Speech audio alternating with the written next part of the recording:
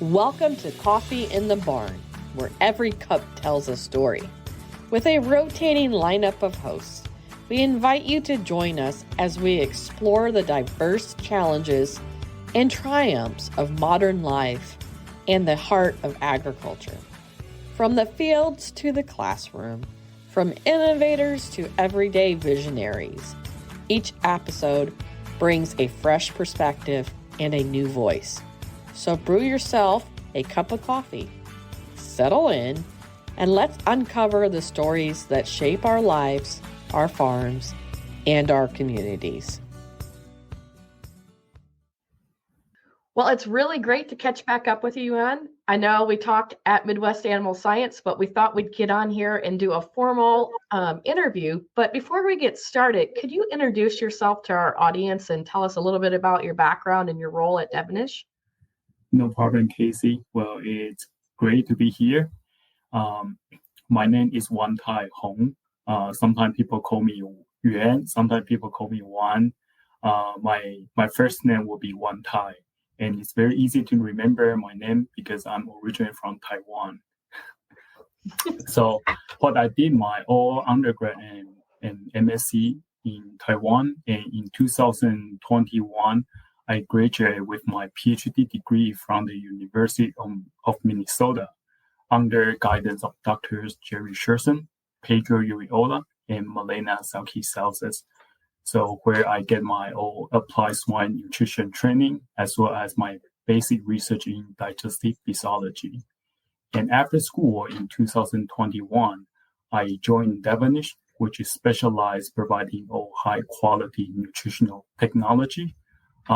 My role in Davanesh as their swine research manager, and currently focusing on all the swine research project, as well as to support technical team as well as customers' requests. Well, great. Well, now I have two friends from Taiwan. I did not realize you were from Taiwan. So you're my YT, and of course I have TC at the University of Arkansas. So that's how I'll remember it, because I call TC by his initials. Correct. And sometimes my wife also call me my initial, YTH. That's cool. So your paper, I think, was probably one of the most unique papers at Midwest Animal Science. It's not a new technology, but emulsification or emulsifiers is not really something the swine industry has really evaluated or looked in compared to ruminants and other species. Can you tell us what an emulsifier is and the goal of utilizing these in nutrition? Correct. I mean, emulsifier is not a new technology, but in terms of technology, I think the key is to find a way to implement it and to see a measurable response. And the one emulsifier that we present at the Midwest meeting is lysophospholipid. And remember, it's lysophospholipid with S. That means it's multiple different lysophospholipids in the product. And that consists of 4 different main lysophospholipids. Each one have their unique emulsification property. And the main reason we evaluate the emulsifier that we call dynamic NA is because in the field, we observe when animals consuming reduced energy diet, typically we observe a reduced performance.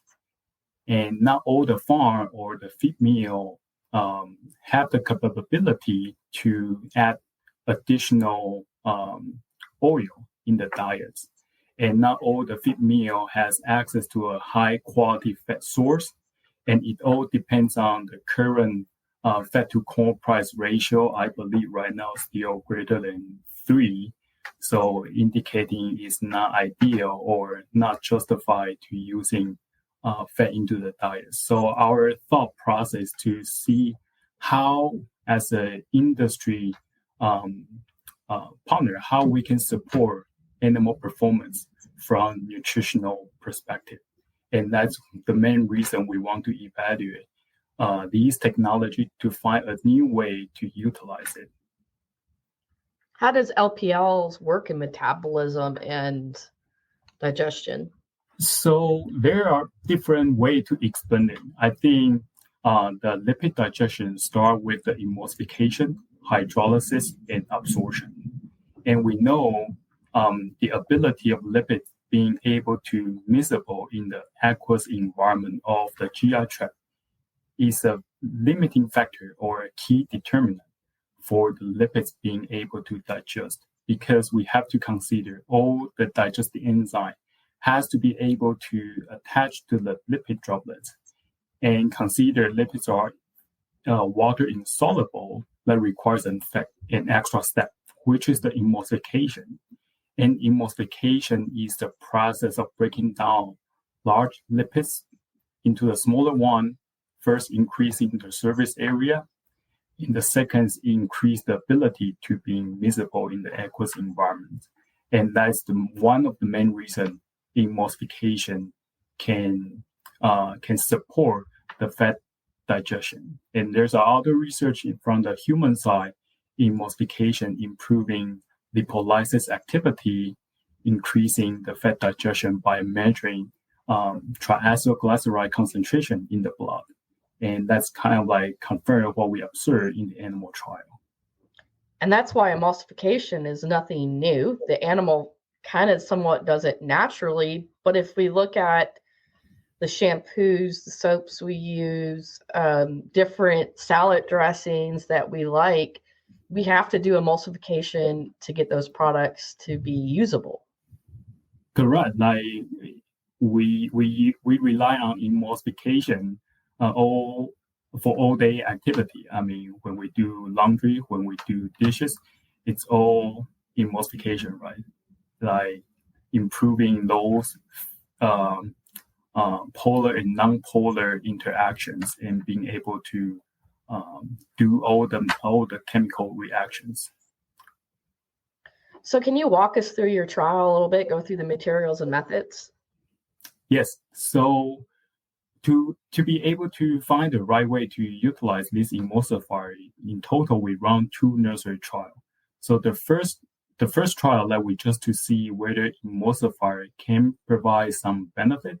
So in that trial, we have our standard fat control diets, and then we have our emulsifier treatment in a reduced energy diet situation. The energy differences in the phase 1, that's about close to 150 kcal per kilogram ME. Phase 2 is about 100 kcal differences. And in order to mimic what we observe in the field, we formulate based on our high fiber nursery base. That is one of our technology specialized to support the wing pigs with entry challenge. So we increase all the functional fiber with other technology, and we're using that base to formulate our reduced energy diets as well as our fat control. And in the first trial, we see some preliminary data to support, yes, emulsifier can help animals to improve or maintain the gain response even they're on a reduced energy diet.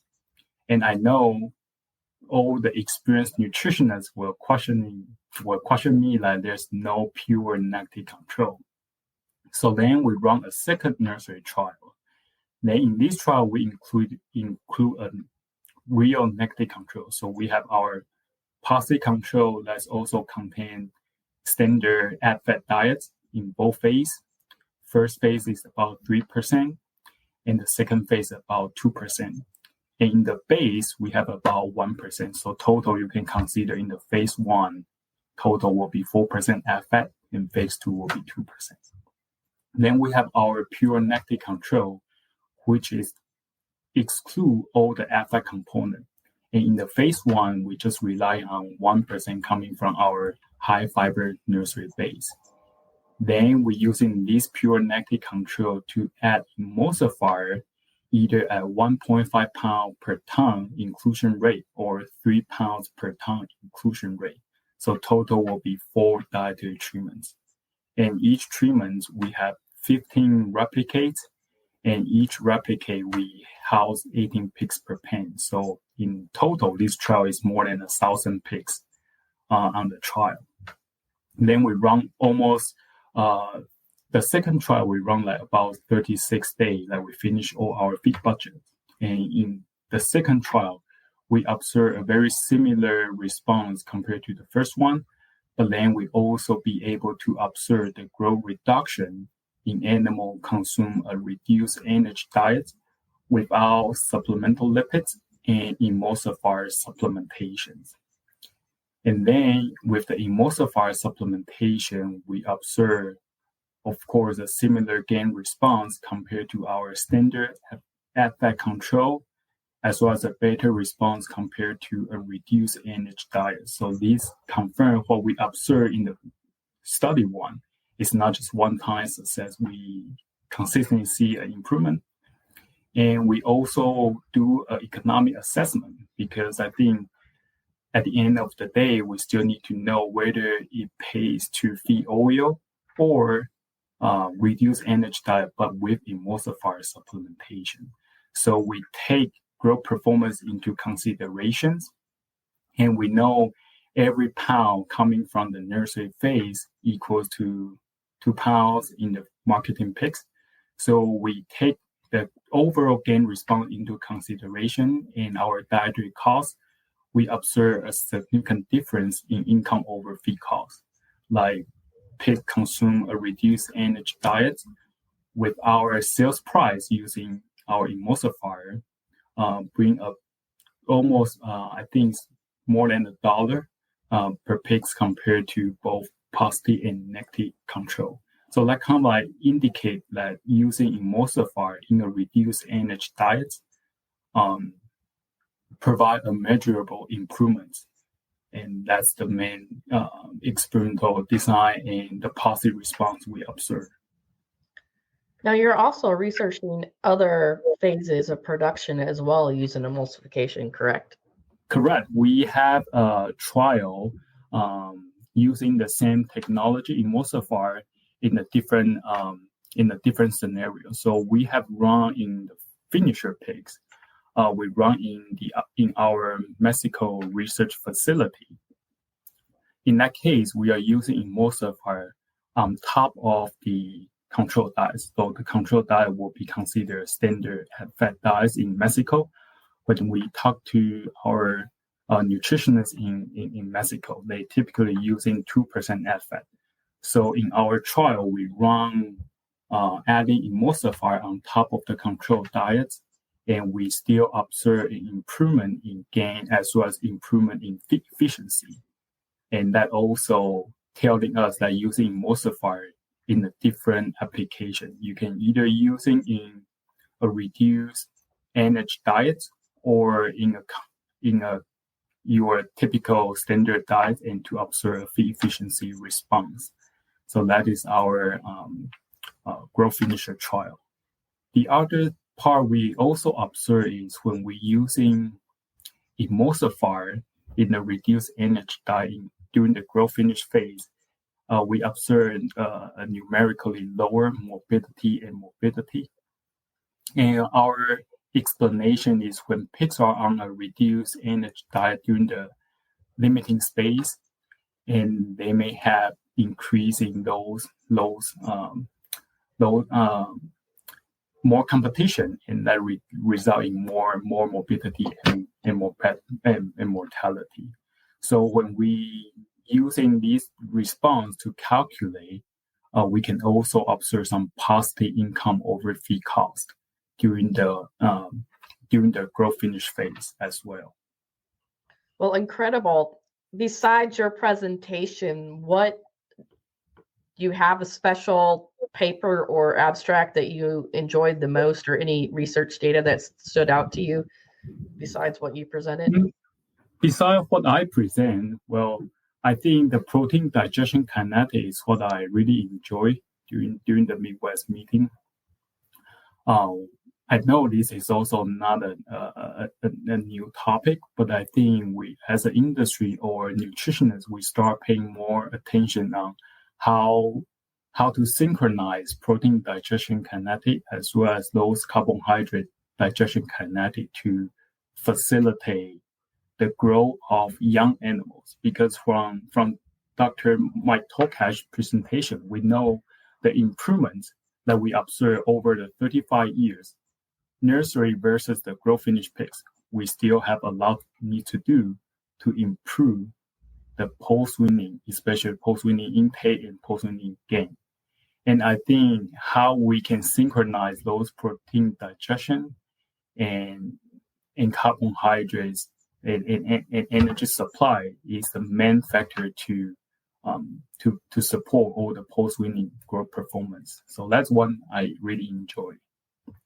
Well, thank you. I really enjoyed your presentation, so I wanted to make sure that we shared it to the audience because 20 years ago or so, I became interested in it and looking at some of the stuff cattle was doing and different things of how we could incorporate similar technologies into swine diets. So I really appreciate you taking the time after the meetings to catch up with me and our audience and sharing your data here on Coffee in the Barn.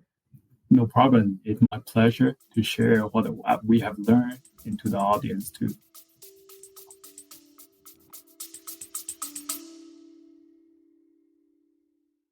What's better than a great cup of coffee? A great coffee mug to match your personality while you listen to the next episode of Coffee in the Barn.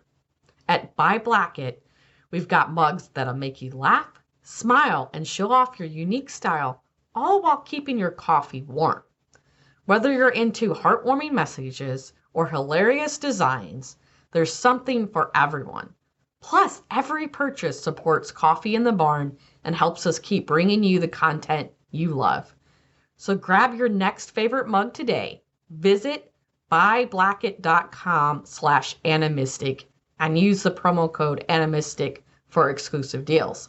Let's type that out because there's 2 T's in this. So the website again is www.buyblackett.com/ANIMISTIC.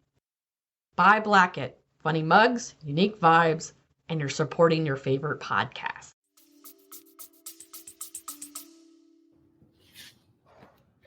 Well, Morgan, I think this is deja vu. We had that big video recording of our conversation at Midwest Animal Science while we were there, and now we're recording again about your research that we didn't talk about. Yes, I presented on Alltech's Acidade product. We've been working, this product's been around since 2015. And we have mostly been using it just within our own products that Hubart Feeds sells. But we've found some market opportunity to sell the product Acidade by itself. And so we're now running it through our research barns and comparing it to commercial products that are similar to it, like benzoic acid, and looking to see how the product performs in commercial settings. And we've found that, acidifiers are very important, especially during the early nursery phase of the pig's life.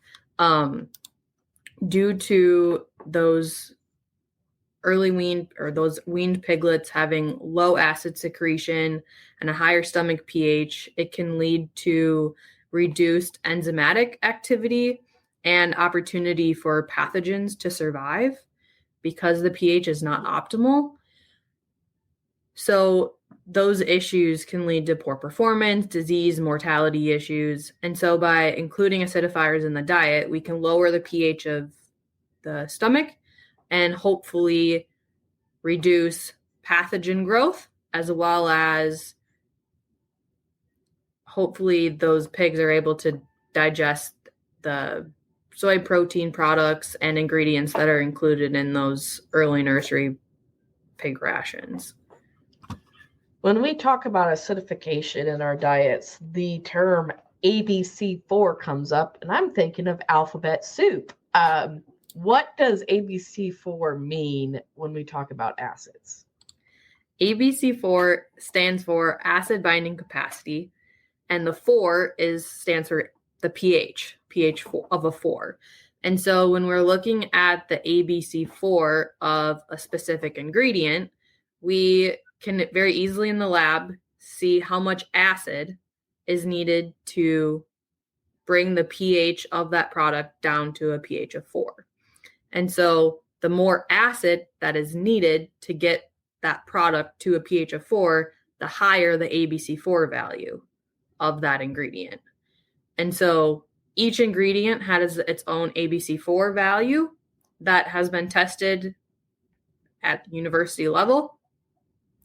And so not a lot of formulation companies or nutritionists use the individual ABC4 value of each ingredient. We know roughly what they are, but due to different manufacturing practices, it can vary slightly for different ingredients. And so you can calculate the ABC4 value of the complete diet by taking the ABC4 value of every single individual ingredient and pretty much adding them all up to see what the ABC4 value of that complete feed is going to be. And then thus how much acid you need to add to that diet to offset that. Yeah, and so like Acidaid or benzoic acid or other acidifiers on the market are added to that diet to help bring that ABC4 value down to hopefully make it more digestible for the pigs. Walk us through your materials and methods of your trial. So the trials that I presented were, I would say, part 1 to a 2-part series to kind of grasp the full picture of Acidaid. The 2 trials that I presented on were the first 2 in our kind of trial of looking at Acidaid in the commercial setting. And so we looked at a titration of Acidaid from 0 to 0.47%, just to kind of make sure that what we were formulating with and recommending was within the ballpark to optimize feed efficiency. And so we found with that trial, there was about 25,000 pigs on the first trial, and we had an improvement in gain numerically up to 0.32%, with a statistical improvement in feed efficiency at up to 0.32%. So our current recommendation is 0.24% Acidaid, and that fell right in line with between the 0.16 and the 0.32, where feed efficiency and gain was optimized during that phase. And then the second trial, we narrowed it down to that 0.24%, which is our current recommendation, and then fed pigs 0 or 0.24% Acidaid. And we only had 2 treatments, but we had, again, almost 2,600 pigs on the trial to increase our power to detect any statistical differences. And similarly, we did see an improvement in gain and feed efficiency in that trial. And interestingly, so we only fed these acidified diets for the first 16 days. And at the end of that 16-day period, the pigs that were fed the Acidaid were 0.2 kilograms heavier than those pigs that were not fed any Acidaid at all. So we did have an improvement in body weight gain as well. It did not carry over into the late nursery, which it seems to be that when you're feeding acids, they're working, but as soon as you pull them, there's no like carryover benefits observed when the Acidaids are pulled from, or when acids are pulled from the rations. Now, in your studies, do you look at mortality and morbidity and number of treatments? Yep. So we did look at mortality and removals for these 2 experiments, and we did not see any differences between the treatments. Overall, both trials had less than 2% mortality, so the pigs were a very high health status to start with. But my colleague Jamil presented on, I would say, part 2 of the Acidaid story, and he did find that the pigs that were fed an acid, the response seems to be dependent on pig health as well as the weaning age and weight. So it seems that those pigs that are coming in healthy and heavy don't seem to have any benefit to being fed acidifiers, but those pigs that are health challenged or come in a little bit lighter, there does seem to be a significant improvement in full value pigs when those pigs are fed acidifiers. But usually the FCR is enough to justify using acids anyways, correct? From an ROI I would say perspective. Majority of the industry is already using acids. Now, what is your recommendation of a acid in the water versus the feed? I mean, the acids in the water are going to act on the water, and it's probably going to get to the stomach a lot faster than the feed is going to. I know that when acidifiers are used in the water, it's more as to help combat anything that might be carried from the well water or the water source and helping try to neutralize that. And I would say that if you don't feed acidifiers in the feed, but just feed acidifiers in the water, they're not going to act.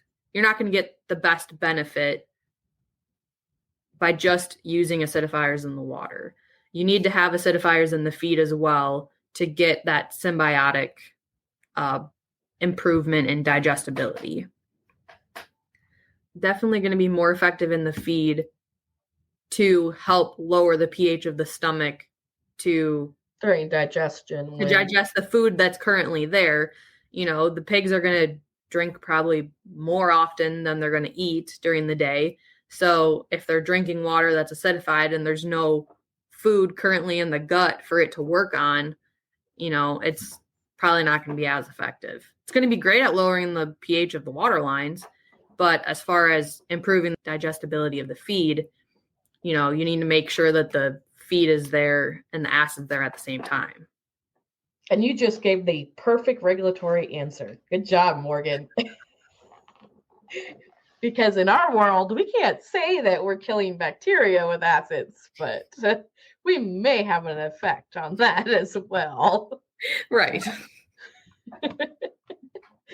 But no, wonderful. You mentioned, and I noticed in the abstract book, Alltech Hubart had like 10 plus abstracts. What else did your group present on at Midwest? Yeah, so we had within Alltech and companies that we've collaborated with, we had 6 oral presentations and 4 poster sessions. So we had a lot of coverage, I would say, at Midwest this year. And we've been pushing really hard over the last couple of years to be seen as a research entity within the swine industry, and trying to bring as much information as we can to the researchers and the students and the people that attend and the industry and allied industry individuals that are at Midwest. And so we had a poster session on a probiotic product that we have within Alltech, as well as our Alzheimer's spectrum swine phytase xylanase product. We had a couple oral presentations on that product as well. And then we have done a couple trials with Kansas State. So there was a couple of students that were presenting on some different formulation strategies that we've worked with them as well. Well, how cool. So I guess I'll hear another 10 presentations next year because Morgan's not on maternity leave anymore. Nope. So you are a busy person doing all those research and visiting customers. Yeah, do what we can. What's your main takeaway for professionals at Midwest Animal Science? Well, I know I did have an interesting meeting on Tuesday of Midwest and with a genetic company, and they do some of their own internal research and look at their nutrition strategies based on their genetics. And so we got linked up to hopefully have some meetings with them to kind of learn more about what are their nutritional recommendations for their genetics. And I think there's a gap that could possibly be filled, because, as swine nutritionists, we're providing nutritional recommendations for a variety of different genetics. And for the most part, I'll get the nutrient guidelines or nutrient recommendations from those genetic companies maybe once every couple years, but as they're updated, I don't necessarily know if their websites are updated specifically, but if you don't, as a nutritionist, don't have those relationships with those genetic companies, you might not necessarily have the most updated nutrient recommendations for those specific genetics. So I think, and I'm working to try to build those connections with those genetic companies to make sure that the nutrient recommendations that I'm providing for those specific genetics are the most accurate and up to date. So I think that's, I guess that was one of the takeaways that I took from the conference of a gap that I think can possibly be filled a little bit better. Get out of your box and talk to other people in the industry. Very nicely said. Well, thanks, Morgan. I think that's going to have a wrap on our Midwest Animal Science research summaries. And hopefully you guys will be back to listening to regular fun episodes of Coffee in the Barn. All right. Thank you. Hi, I'm Ashley Wagner. I'm the Director of U.S. Business and Technical Sales at ProBiotech International. I've been with the company for 10 years, and through the process of being with ProBiotech, I went from just strictly R&D, innovation, technical sales, and then was promoted to the Director of U.S. Business. ProBiotech International is a company that's been in business for approximately 30 years. We're based in St. Hyacinthe, Quebec, Canada. We are a functional feed additive company. We believe that innovation is in our nature, and we do lean on nature for many of our ingredients. We lean on nature for providing animals better ingredients to combat various challenges that we face in the animal feed industry. And what brings you to Omaha, Nebraska for Midwest Animal Science meetings? Well, so both to meet with clients, but also we have 4 presentations that ProBiotech has submitted to the Midwest meeting. And how did you get to start working with Animistic? Oh, so we did partner on one of our trials that we've submitted for the Midwest meetings. Well, let's go back in time. We don't have Casey on the camera here. Kate, Ashley and I cut our teeth together through TRF. Many moons ago. Yes. Will you tell us a little bit about the PhytoZen product? Yeah, absolutely. So PhytoZen is a blend of monoterpenes that have been specifically selected for their role in anti-anxiety and stress relief. And what did the abstract that you submitted on that this year? What was the discovery of the research? So the project was really looking at weaning stress. So if we think about stress in swine production, I really feel there are several major areas. Weaning is one that is inevitable, though, for every single animal. They're going to face it. And we know that weaning is both a psychological and physiological stressor for these animals. And what we were really looking at is, if we're able to mitigate the stress from a brain perspective, are we then able to have a brain to gut axis and increase intestinal integrity? Many folks talk about the gut-brain axis, but with the way this product works on the brain, increasing serotonin and reducing cortisol during a stressful event, which then downstream could impact intestinal integrity. That was the goal of the project. And what we did find was, indeed, we were able to improve intestinal integrity. So we looked at tight junction proteins at day 7 after weaning. And we saw that every one of them that we looked at was numerically increased.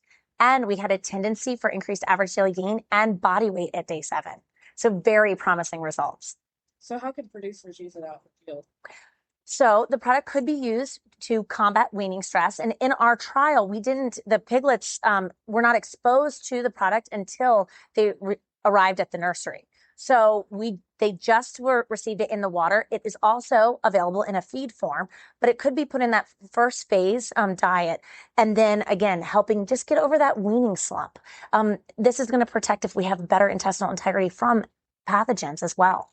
Well, definitely. I think we had a whole symposium this morning on the microbiome and talking about gut integrity and how everything plays a role into that.